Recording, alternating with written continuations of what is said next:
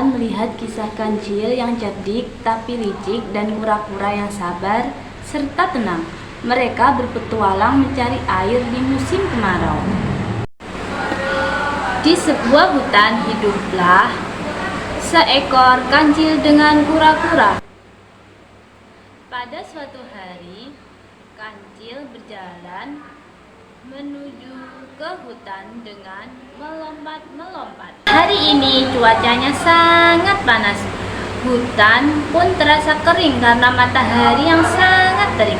Aku berjalan-jalan mengelilingi hutan dan tidak menemukan setetes air pun, sehingga aku kehausan dan tenggorokanku kering.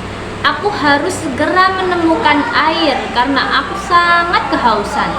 Kancil pun berjalan mengelilingi hutan dan mencari sumber air untuk diminumnya. Kancil pun kelelahan dan mengusap dahinya karena terus berjalan mencari sumber air. Kancil pun terus berjalan mencari air. Dan saat mencari air, dia bertemu dengan kura-kura. Kura-kura pun bertanya dengan kancil, "Selamat pagi kancil, mengapa kamu tampak terburu-buru?"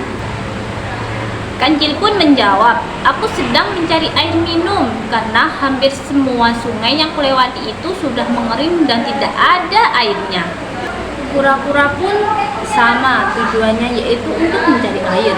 Kura-kura pun menjawab, "Aku sedang mencari air juga. Mungkin kita bisa mencari airnya secara bersama-sama agar kita mudah untuk menemukan airnya." Wah, itu ide yang bagus. Namun dalam hatinya kancil pun berkata, "Kalau kura-kura menemukan airnya terlebih dahulu, aku harus segera mengambilnya sebelum dia sempat meminumnya." Kancil pun dan kura-kura berjalan bersama mencari airnya dan menyusuri hutan. Kura-kura pun berkata kepada kancil, "Perhatikan tanah di sekitar kita.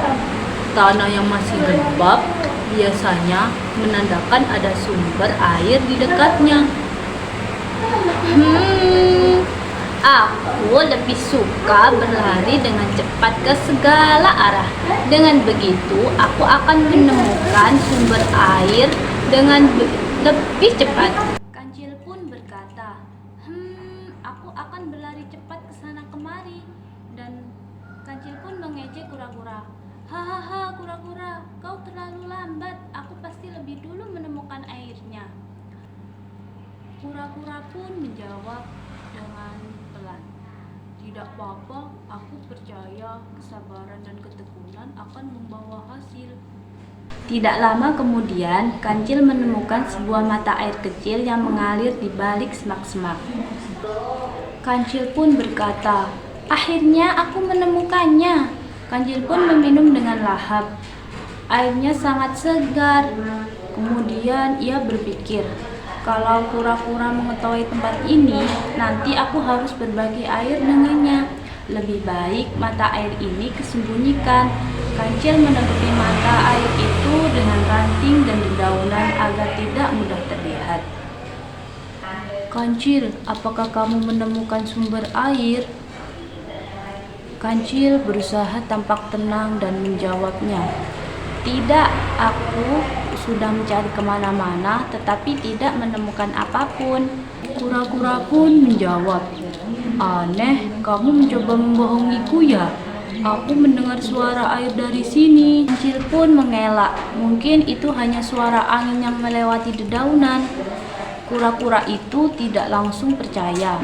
Ia memperhatikan keadaan di sekelilingnya dengan saksama. Kura-kura pun berkata, "Daun-daun itu di tempat ini tampak baru saja dipindahkan. Sepertinya ada sesuatu di bawahnya."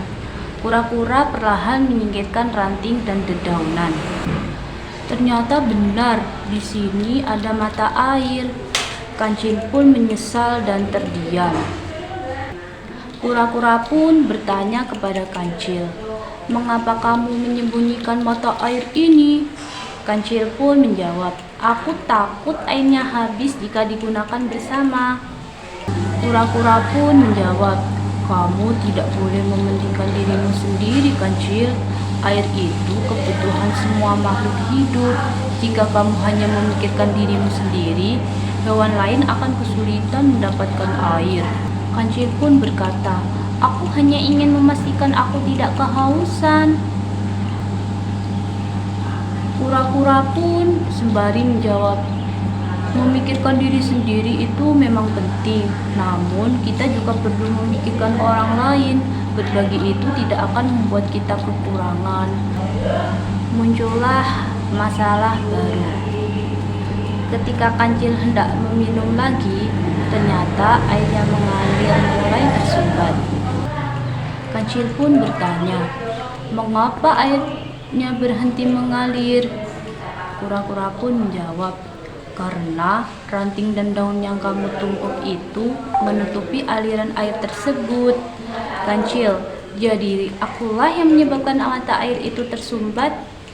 Kura-kura pun menjawab, "Benar, jika kita merusak alam demi kepentingan sendiri, akhirnya kita sendiri yang akan merasakan akibatnya." Kemudian Kancil dan kura-kura bekerja sama.